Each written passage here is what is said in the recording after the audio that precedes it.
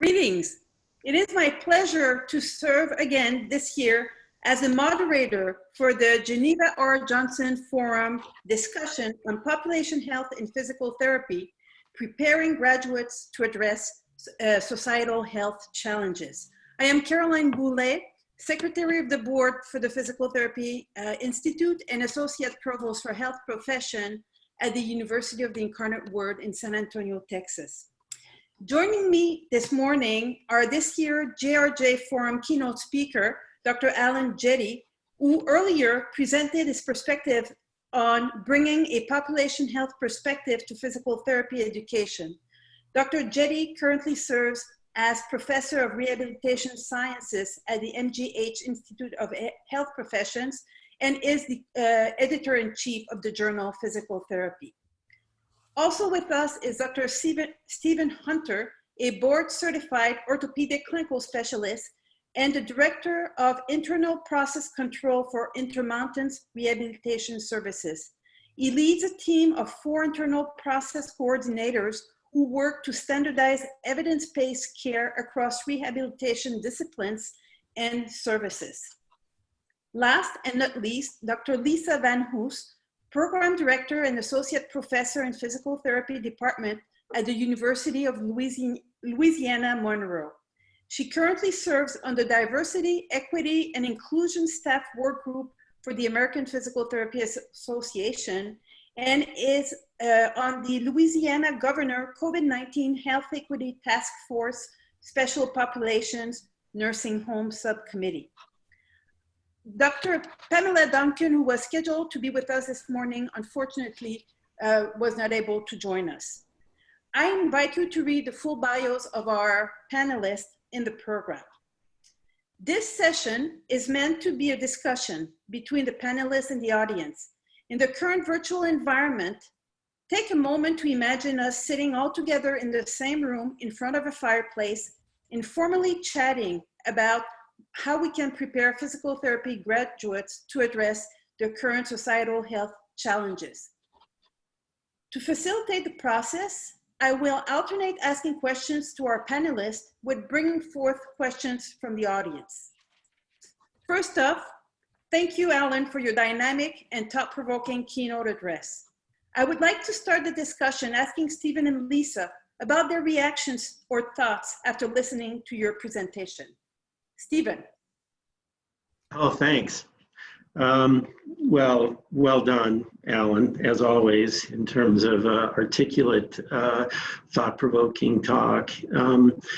So yeah, my role here at Intermountain is to help therapists to use evidence to treat patients. And really what we're looking for is to simply get more patients better.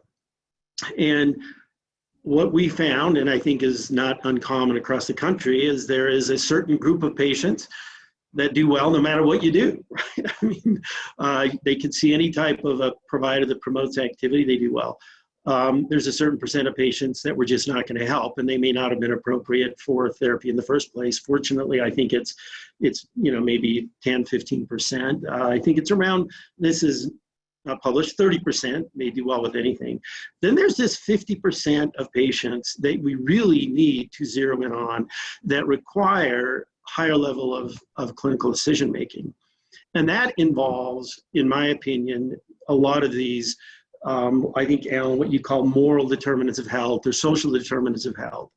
And even though they're population health principles, they can be applied in individual patient care to help these more challenging patients that require a lot more of our clinical decision get better. So I thought it was great. I certainly get it that there are areas where we do need to go into population health, okay? And as therapists probably serve on a larger team, but the principles of population health need to be included in individual patient care if we're going to really impact what I believe is that 50% that require a higher level of clinical decision making. So that's my initial reaction. Great information and needed as we go forward in the future. Lisa. So I have to also agree. It was awesome. I was captivated with, like, I think into slide 6, I was like frantically writing. I think what jumped out to me was the simplicity of the definitions around population health, because as you kind of talked about, there is a variety of different definitions out there, but you broke it down to 3 basic tenets. So you talked about determinants, systematic variations, and then policies and actions. And that really spoke to me because I think PT and PTA programs, we're comfortable having conversations about social determinants of health, be it from a positive or from a negative slant. And I would even say that policies and actions, as a PT society, we've been doing that work, but more from like clinical care and health promotions. And I love the fact that you acknowledge that, but you're like, we got to step it up. But what really spoke to me was this conversation about systematic variation and how that we have to acknowledge that there are deviations that aren't related to chance. And we have to own that. We have to own that as a PT society and talk about how we contribute to that as agents of some of that harm. But then also looking at, okay, how do we recalibrate? And in my mind, I see, so for those that are like, well, what exactly is systematic variation? So it says that there's a certain amount of predictability and consistency with systematic variations, and it's often due to calibration. And so as we start talking about population health and the integration of it more into PT education, we're gonna have to talk about the isms, because that to me is the calibration issue that has to be addressed within the organizations and also within the larger society. So I just thought it was fabulous. I'm gonna be like watching it on record multiple times for the next month. Alan, any reactions to what you're hearing? Well, one thing that strikes me immediately, well, and thank you, Lisa and Stephen, for your kind remarks. I think we've learned a lot during the coronavirus pandemic about the epidemiology of health conditions in our population. Not everyone is affected by coronavirus equally. And there are major social determinants of infection rates and how severe the infection has been. And, you know, I think our whole society has really gotten an education, at least those who are willing to listen, about understanding the epidemiology of things like coronavirus. And I think that's going to serve us well in the future in terms of understanding things that we're really passionate about as physical therapists. The one that always comes to my mind is structural change to enhance physical activity in our society.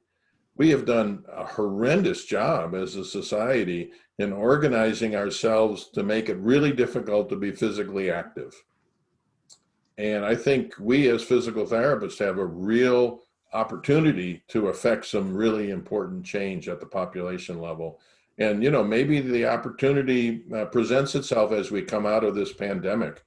The people might be more open to change at the environmental and policy level than they have been in the past. We are seeing in some of our cities where we're seeing more emphasis on walking, on using non-car transportation sources and so forth. So I think there might be some potential there. Thank you, Alan. We heard a little bit in the chat room during your presentation about reimbursement, right? About values of our clients or patients. Do they value treatment more as opposed to valuing prevention more? And these seems to be really major hurdle.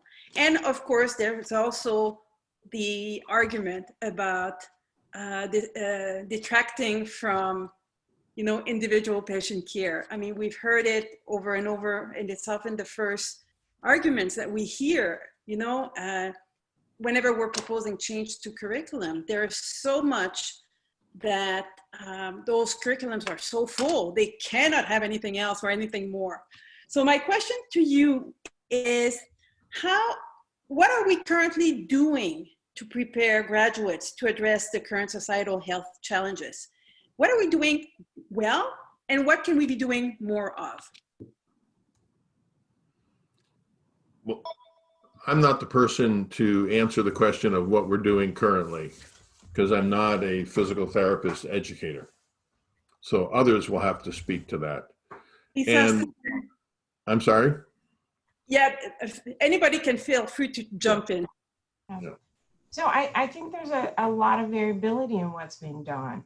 I will say that we're from when you think about the diffusion curve, we've got people that were early adopters and are, providing some really great role models in regards to the integration of this content in their curriculum and also the application of it within their service learning projects and community engagement. And then we have other programs that are really pushing back very hard on the concept of the PT's role in population health. And I think we're at a place now where I will be Chicken Little. I see it as a survival. I see it as it's going to be a survival issue for PTs, because the rest of the healthcare ecosystem has definitely moved towards population health, and we are a little slow to the game in some areas.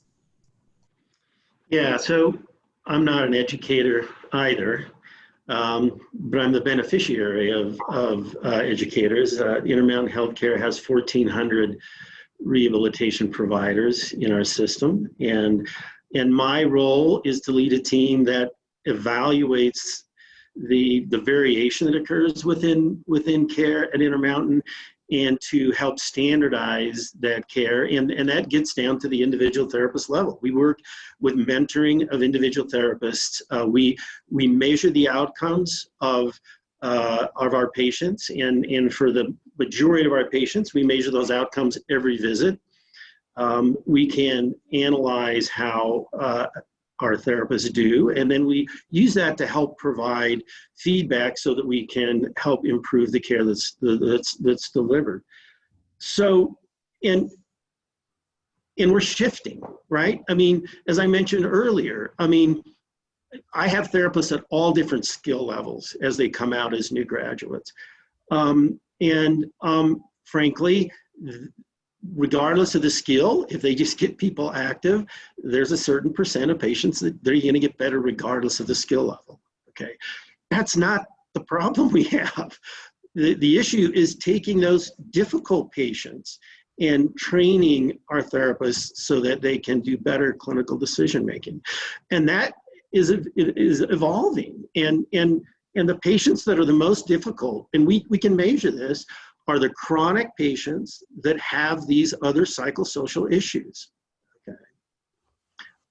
And therapists that have the skill to recognize that, evaluate it, and then target treatment specifically to that population are the ones that are successful with these more difficult, challenging patients, okay?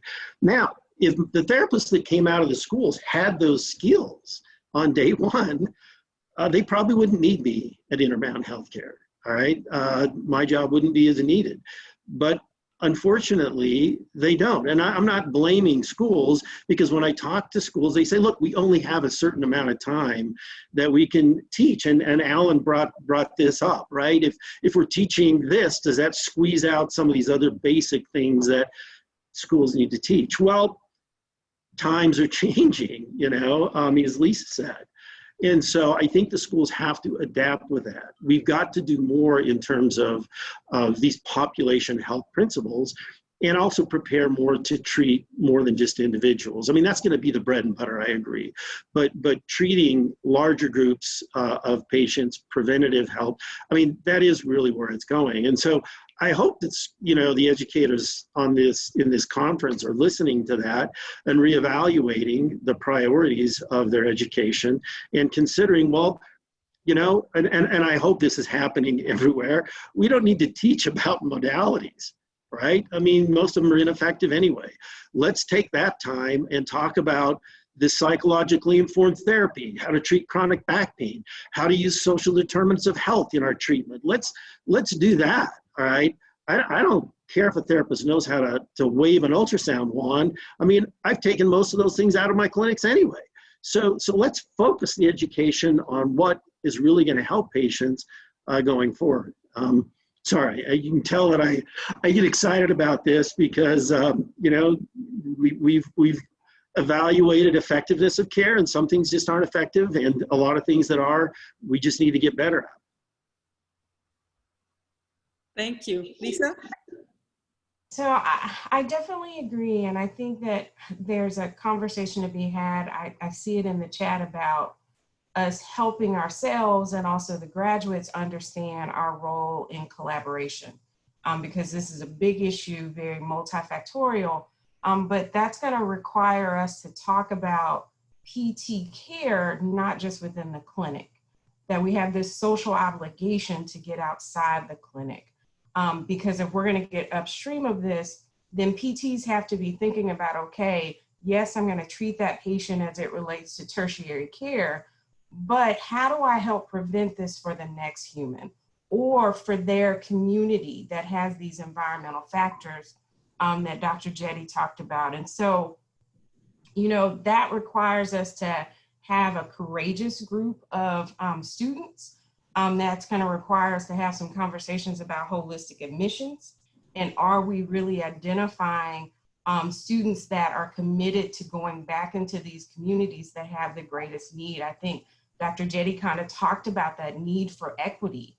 That's a core tenet of population health. And I think we have to own the fact that in PT education, we've not addressed that in our admissions policies. And I would say also we kind of do a lip service to diversity and inclusion because we value diversity, but we do it under this umbrella of we still are in love with the majority culture. And the majority culture isn't just race and ethnicity, it's also outpatient care for us.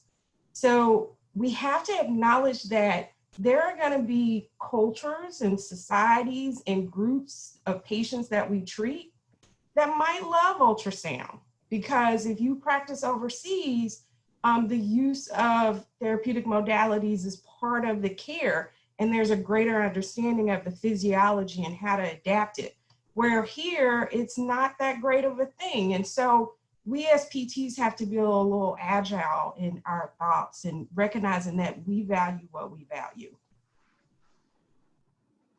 Can I add a comment? Absolutely. You know, teaching is more than what is done in the classroom. I think we teach our students a lot by serving as role models of what we think is important. And I don't think we should minimize that. I mostly teach PhD students and postdoc fellows, and I help socialize them into what activities they should get involved in if they're interested in really becoming serious scientists. And I try to model that. We don't do didactic teaching, I mostly through role modeling. And I think that can be done at the entry level as well, both by faculty at in the program, in the academic program, and then the faculty in the clinical locations where our students work. We serve as role models. And so if we as professionals think population health is important, and if we're engaged in strategies to affect population health, then that helps, I think, the next generation. So I just wanted to share that. Thank you. At this point, I would like to hear from our audience. Dr. Sheepy.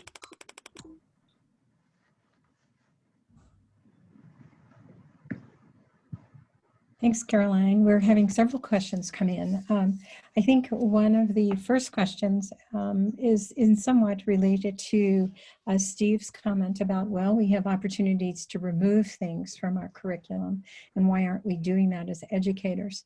And this particular individual is questioning, well, how might we influence CAPTI to change some of their expectations, because many of the educational design that we're using is related to the fact of what we must be teaching per CAPTE. Can any of you respond to that? I would agree with that. I think it starts though with a needs assessment of what is the service area for your PT program, and what are the practice patterns, and what are the emerging needs of the communities that you serve. And although those of us that are program directors will say, yeah, we do that, but we primarily do it from a vacancy standpoint of, you know, what is the job market looking at. But I would love to see CAPTE ask us more questions about what are the community and population health needs, and how are you going to address that in your curriculum. And it may be that you're going to be primarily, you know, an orthopedic focus, and then in that case, you might only need a small amount of time on therapeutic modalities. But if you've got a high cancer population or a high integumentary care population, then you might need more modality care. So I think us being much more intentional about how we're defining our curriculum, and I agree, CAPTE is the source of all of this. People do things based on regulations. Okay, thank you. Well, from my perspective, I mean, I don't know how it works. I don't know what your requirements are and how you determine curriculum. You know, I just know what the output is when I interview for job positions at Intermountain Healthcare. You know, I think Lisa brings up a good point to assess what the needs are in the, you know, in maybe the area where that school services the healthcare providers. It's rare that I ever get asked by schools, you know, what I think therapists should be educated in. It'd be refreshing to have a school, you know, put a panel together or say, look, what is it that you need? And that's what we'll provide. Doesn't happen, you know, much. I don't know, maybe it happens everywhere else in the country, but, you know, I somewhat doubt it. I'd love to have input, more input from the school. You know, I have been happy with what's happened in the schools that we typically hire from. You know, in the Intermountain region, I think they've added more classes in areas of chronicity, implementing things like behavioral interviewing as we work with as they work with patients. The psychologically informed therapy is become part of curriculum, and so I know it can change. And you know, I'm optimistic that it will continue to evolve and change. Which would include, you know, what Alan talked about with population health. Okay, thank you. I'm going to ask another question before you go back to your discussions. And one of our participants is asking, do we have exemplars out there on either institutions, faculty, I mean, from either the academic or the practitioner side, like in Intermountain Health, exemplars of how we can effectively advocate for population health within our profession? And if so, do we know if any of those have begun to start looking at measurable outcomes? Are our graduates any different if we focus on and really shift our academic programs to have more of a population health focus? Any ideas? I can give an example of an exemplar in the Boston area.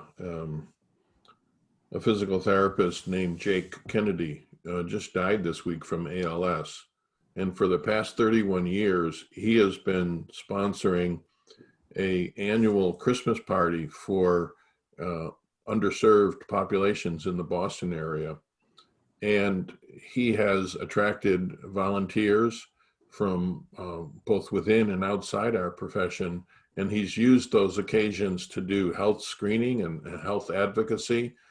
This past year, for example, his Christmas party was held in the convention center with over 6,000 children from the Boston area, all volunteer. And to me, it's a huge exemplar of the kinds of impact that individuals can have in our field.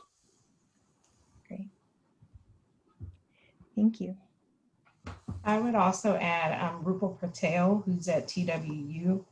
She's done a lot of great work as it relates to diabetes within Asian American Pacific Islander populations. You've got Patrick Barner. I'm sorry if I mispronounced your last name, Pat, who's doing a lot of work in regards to nutrition education, integration within the curriculum, and then also a lot of work with persons that are houseless or homeless. And then you've got all that fabulousness that's going on at the University of Colorado also. So I do think that there are people that are in this space, but we need to find ways to amplify their voices and their presence. Mm-hmm. So the other thing I was going to touch on, because real quick, is Stephen, what you just said in regards to how we in the academy do not engage our business partners as much as needed. I think that once again just kind of speaks to the diversity of thought, that if we're going to talk about valuing diversity, we need to bring everyone to the table. So having our business partners there, even being courageous and bringing in community members, patients that you serve, and ask their feedback about your curriculum. I totally agree. You know, you mentioned, Barb, outcomes that maybe measure more of a population health, and certainly, you know, you've got a champion of that with Alan, you know, in terms of developing the AMPAC, which you know has broad use around the world, and I think there are champions of that, of measuring things that look more at some of these population health determinants. You know, the recent, well, not fairly recent, but the use of these broad promise measures do that also, and there are certainly physical therapists around the country that are advocating for that type of measurement. And you know, I would like to kind of bounce a question off Alan, you know, if it's okay, and that's, you know, we talk about increasing activity and the population being more active and walking more, and that's, you know, general, that everyone can benefit. But and I like your idea on if we could, you know, somehow classify populations and then target interventions, you know, to specific groups within population health. There may be some segments of our population that need more.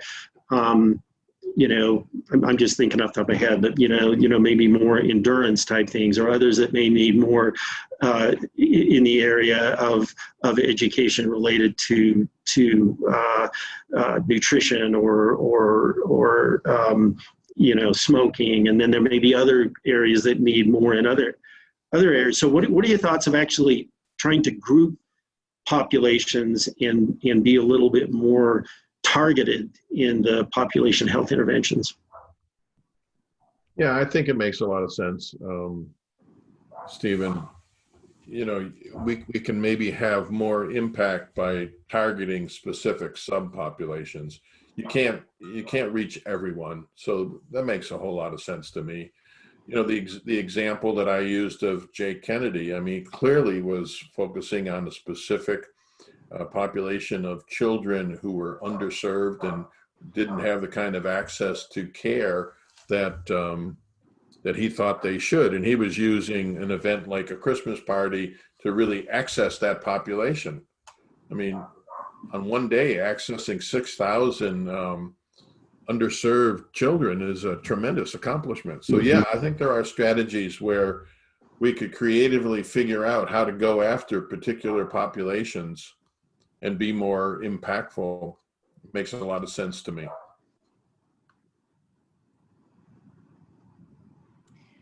Last question that I have from the audience, I have several coming up, but I'll let you guys continue, is a question about the fact that we have been moving our educational priorities from individual patient care and focusing more on the ICF model and its relationship to participation. This particular participant is suggesting that we aren't probably doing enough in how to integrate that to address some of the recommendations that Dr. Jady brought up this morning. Can you talk a bit more about that?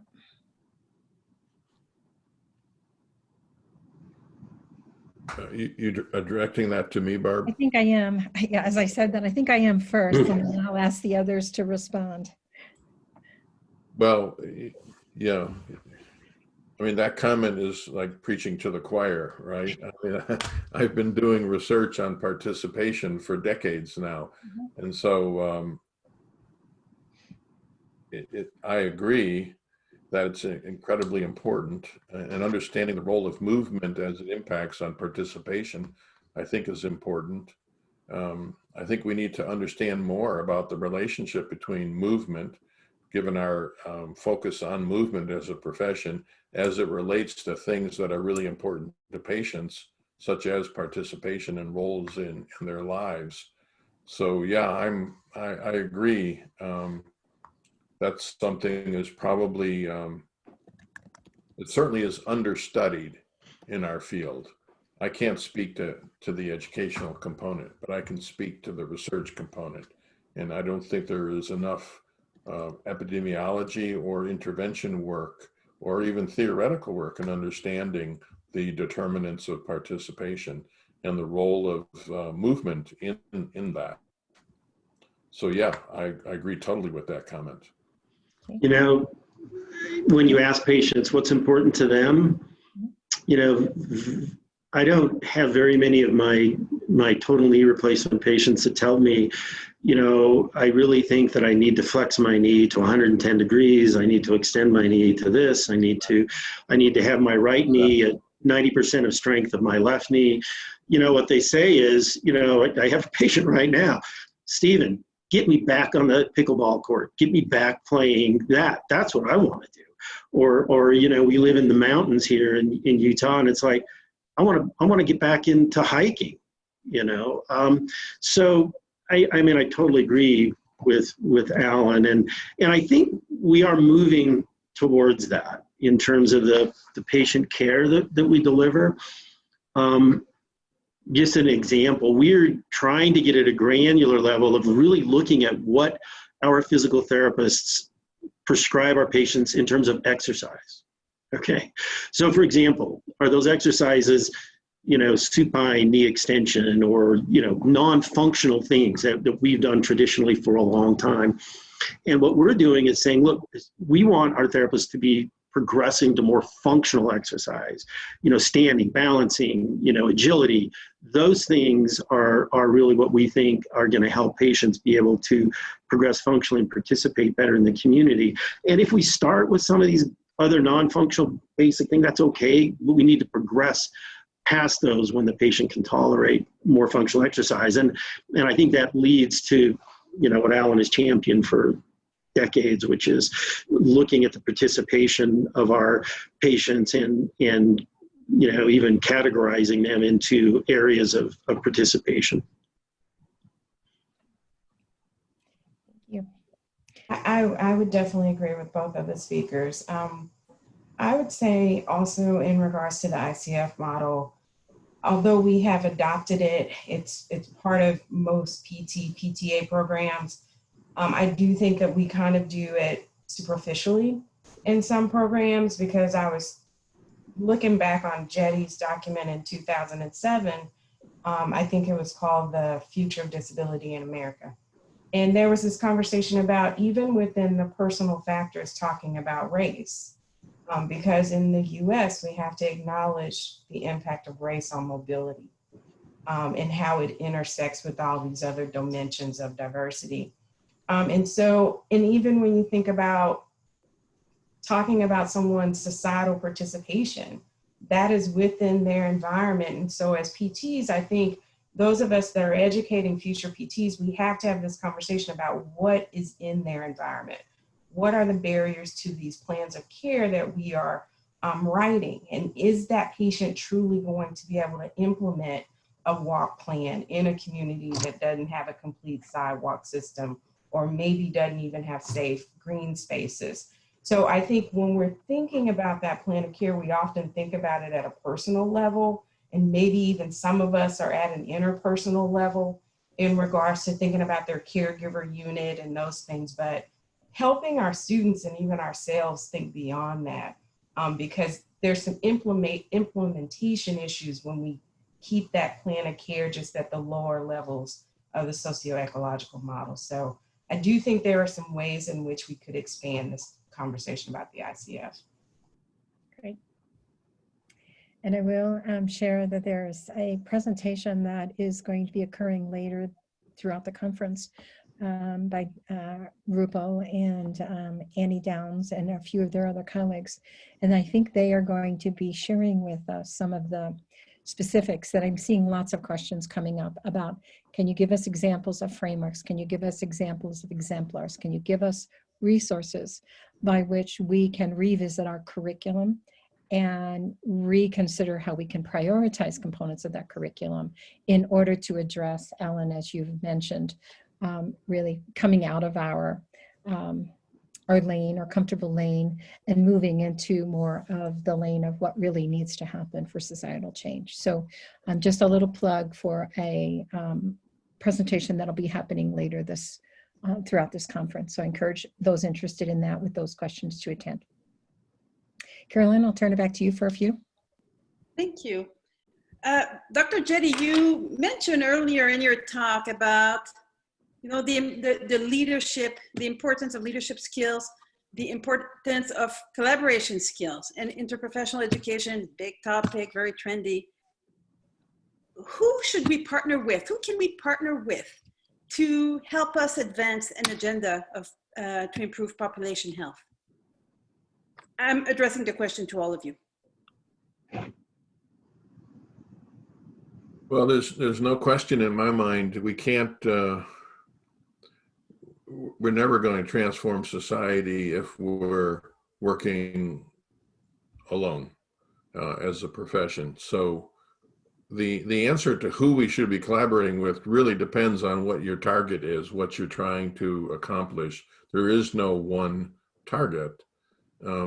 So I think it's a very local question, and the answer will really depend on the local environment. But I must say, when I was dean at Sargent College, I was struck how insular the rehab fields appeared to be from my perspective, that we tended to stay within our comfort zones. And at least at Boston University, we weren't at that time collaborating widely with other groups around campus who could really be helpful. Now that's changing, but it did strike me that we do tend to have a tendency to work among ourselves and not as much with much larger collaborative groups. So I think that is the key to success if you're trying to really affect organizational change, and at whatever level you're working. But the actual specifics will really depend on what you're trying to affect. But I agree, we have to get out of our comfort zone. We have to become more confident in what we have to offer and not be insecure about that. We need to meet other professions at a peer-to-peer level and really be clear about what it is we can bring to the table and what we have to offer, and really work together.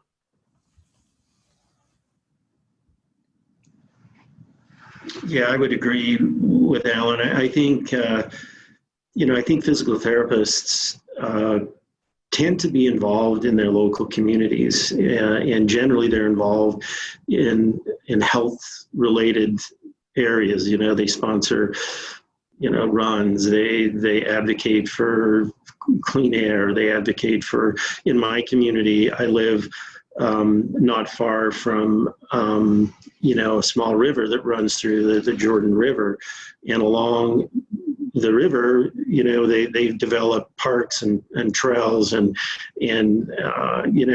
being an advocate for those types of things in your community, I think, can make a difference, in population health, and also supporting, and even if you're just an advocate for what maybe a larger health system, might do, you can still, as an advocate for that, say, look, we support you as a health system spending resources in terms of population health. This is not unique to Intermountain Healthcare. Other health systems have done this. And I think this started in New York sometime back, where health systems are actually building low-income housing. And Intermountain Healthcare recognized that's one of the best things we can do to improve the health of our community, is to support low-income housing. And, 30 years ago, a health system that spends the money on low-income housing would seem crazy. But what we're learning is that can make a huge impact in the health of individuals, and it can also reduce costs significantly, reduce emergency room visits and mental health type expenditures just by getting low-income housing. So I think there's a lot we can do to advocate for such things. I think as a profession and as a professional organization, we have to be willing to ruffle feathers. Affecting change is going to be challenging. And I think that's what Berwick was writing about in his piece in JAMA Network. For example, we still, as a country, we do not have universal access to healthcare in our population. Well, that's crazy. Where are we as a profession in terms of demanding access for healthcare? Now, I know that is controversial in our society because we're so polarized, but as a profession, if we can't agree that access to care should be universal, then we are really in trouble. So I think we have to be willing to take on difficult battles as a field in areas where we really have some expertise to bring to the table. And that's just one example that sparked my thinking when I was listening to Stephen. We can't be afraid to make some enemies. If we believe that life, liberty, and the pursuit of happiness is what our country should do, okay, there's nothing more closer to that life, liberty, and the pursuit of happiness than health. I don't want to get off on that either, because it is political right now, but we need to, have access, provide access to our citizens. I think the founding fathers, probably knew that as well as anyone. And of course, they may not have been able to see, what we're experiencing, not just with the pandemic, but before that with healthcare. But I think they did see that government should help its citizens pursue health and happiness. Thank you, Stephen. Lisa, anything to add to? No, I would say the gentleman summed it up beautifully.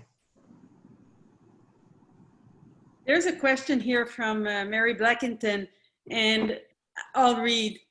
She would like to address the tension between entry-level practice skills and broader population health skills. Isn't it possible to zoom out when we talk about interventions from patients to population? Wouldn't more time on that benefit than more time on procedural interventions such as modalities? What if we applied learning to societal health level issues, capstone projects, practicum, so long and so forth? I think that she's almost preaching to the choir with these questions, but what can we do that we have control over as educators, as clinical educators? Our clinical partners receive our students.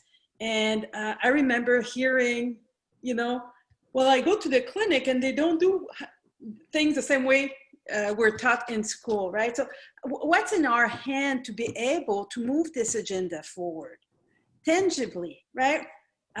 We have pockets of folks doing great things, but how do we make it more of a tidal wave change? What's in our power that we control, that we can, starting tomorrow or next semester, let's say? I'll make one comment on that, or maybe two. there's no question in my mind where we devote our time and efforts in the curricula reflects our values and what we feel is important. So if we don't have any emphasis in population health, then that tells us the degree to which we think it's really important and valuable. Now, the earlier comment about CAPTI, I'm not an expert in CAPTI, but there's no question that we are controlled by rules and regulations in what we can do academically in our curricula. But that doesn't mean those rules can't be changed, right? I just don't understand. If, as Stephen is pointing out, CAPTI requires curricular emphasis on areas of practice for which there is no evidence or very weak evidence, well, that's got to change, right? I mean, I would start there.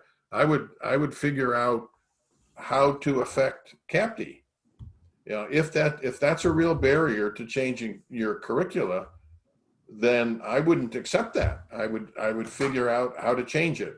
Maybe that means getting involved in CAPTI. It's not something I've ever dabbled with, so I don't know. But I do know those kinds of things can change.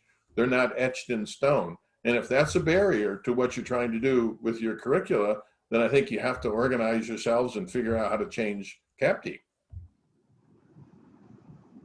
I would agree, and I would also say, so you've got CAPTI that's on the front end, and I'm not making CAPTI the scapegoat because we created CAPTI.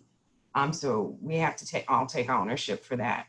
So there's CAPTI on the front end, kind of setting the minimum standards and then also doing your regular assessments, right, to maintain your accreditation. But then on the other end is this MPTE. So why could the MPTE not have more content focused on population health? Because then at that point, unfortunately, it is what it is. People teach to the tests. But I think if we want something, we have to engineer the system to get it.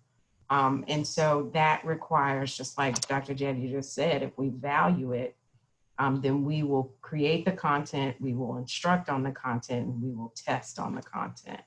And then clinically, we will expect each other to apply the content. I think that's one of the other issues as we get into practice and we're focused on reimbursement and we forget the value of what we do, not just for the human, but also for the society at large. And I think I was happy when CAPTI brought in informatics into the standards and elements, but there needs to be more examples and explanations on how PT and PTA programs can use informatics in developing the plan of care and looking at their clinics outcomes and influence on local and state health outcomes. I think we just need more training to really be able to make a big impact. And I came on again because there's a number of questions that are surfacing as a result of this conversation. And I think one in particular is that I think, Lisa, you did a very nice job to tell us that it's not CAPTI as a scapegoat, because CAPTI is us. And we, as an academic community, are part of that system. The other part, though, that tends to be forgotten is the fact that CAPTI and the licensure group, NPTE, will always do what they call community assessments of practice and practice needs. So to Steve, to answer your question, there are many efforts and activities to identify what is needed in our profession, which then drives these regulators to determine what should be in these standards. The problem that we've had in many cases is that those come in saying the clinicians need, which is very one-on-one focus, very much focused on things that we are surprised when those survey results come in as academicians. And then we have to try to shall I say, negotiate with CAPTI that we don't feel that that's appropriate based on the evidence. So we have yet a different struggle, which is our differing groups or subgroups within our profession have different access to this research, particularly what even Alan shared with us today. You know, I'm sure that was very new for many people. And so that's not necessarily embedded in practice right now. So we have a larger issue, which is not just academicians go out, to go and speak with CAPTE, but somehow we have to get this to the general population. Our hope is that Alan's keynote, which is part of the other reason we want to be provided, we want to, focus on change and how can we as a group facilitate change in our profession. And so we will post this in a variety of frameworks after this conference, where we hope that it will get to our other stakeholders who are not here listening today. But we're open and curious to hear what other ideas you have for us to lead this change, because Alan, I agree with you, we have to ruffle feathers, and we can't be, as one of our past GRJ forum keynotes, Dr. Emma Stokes said, we cannot continue to be quietly competent. Again, not an expert in curriculum education that's delivered, but it would seem that a lot of these population health principles could be applied to several things, right? I mean, applying them to a population in the purest form to help groups of people improve their health could be taught at a school, but the principles, as I mentioned before, apply to individual care with individual patients. And I could see that being done at the same time. It would be very easy to bring advocacy into that discussion also, is that, we need to advocate for this. And I won't get on that soapbox, but I think we need to have therapists that come out of school that are willing to do advocacy for what we do. I mean, in my life, right, in the last 3 months, one decision to make telehealth available to rehabilitation providers changed our lives. That was done because of advocacy. And sometimes I think therapists don't make that connection that, we can make a difference nationally, and it's going to change my practice with that patient the next day in the clinic. And so I'm hoping that educators can take this population health concept, but apply it to many areas, that the students can make that linkage when they come out into starting to work for people like me. Telehealth is a great example, Stephen. Yeah.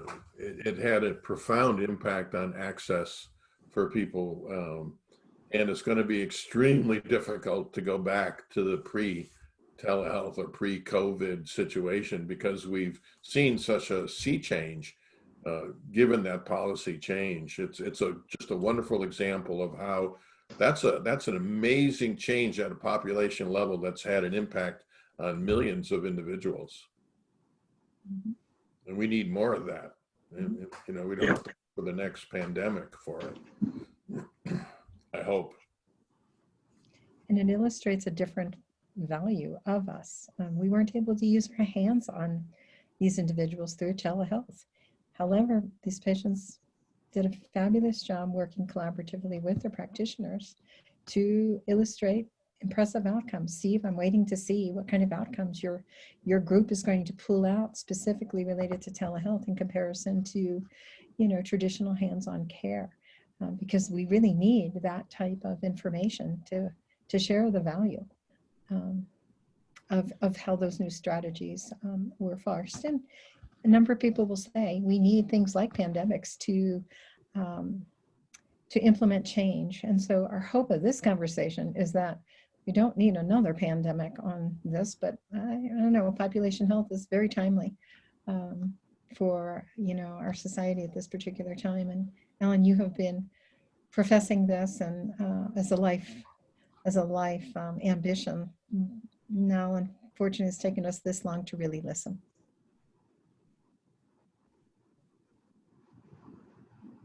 Caroline? And I believe that there are missed opportunities in our current curriculums to connect the dot for the students, to explode it beyond the individual care, or, most of the programs are involved with the communities.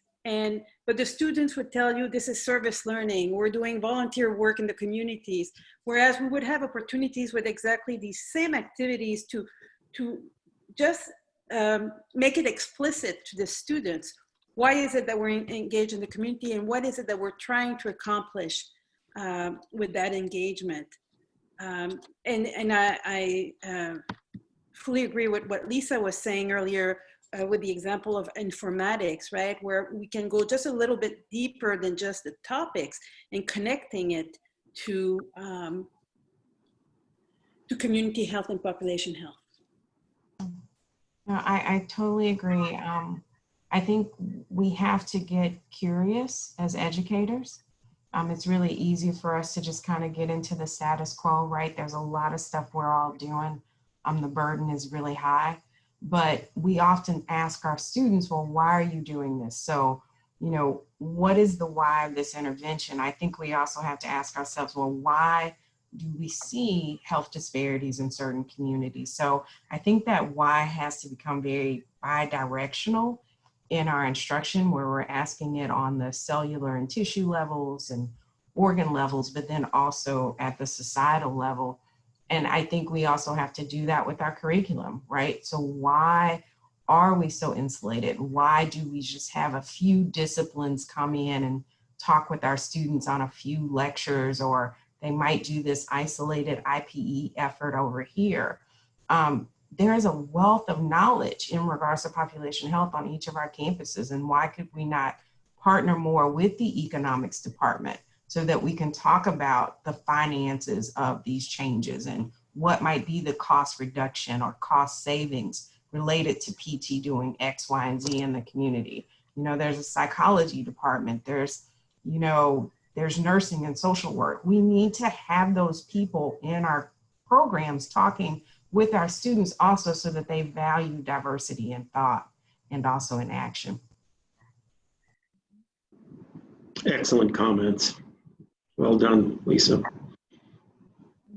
We have a couple of minutes, and I would like to give the final words to our keynote speaker, Dr. Jetty. With all that you've heard, what do you call on us? No, physical therapy. What's your wish for physical therapy education related to population health? What would be your parting words? Thank you for that opportunity. You know, we're in the middle of a pandemic, right? I mean, it's been a sea change, not only for our field, but for our entire country and our entire society.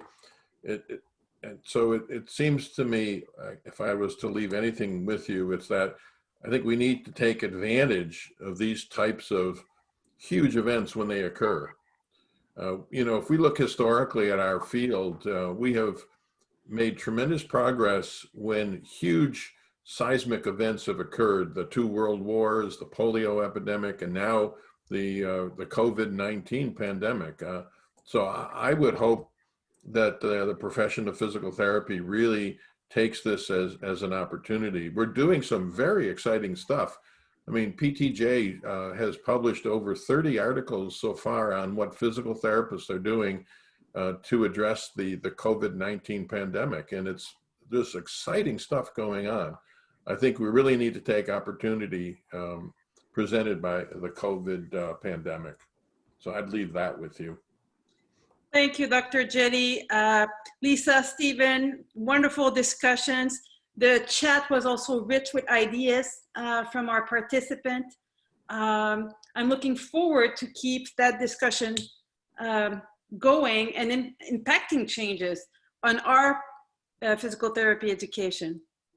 So thank you to all for joining us today. Thanks, everyone. Thank you for the opportunity. Lisa, thanks, Stephen. Thank you. Thanks, Alan, Lisa. Bye, Barb. Thank you. Bye-bye.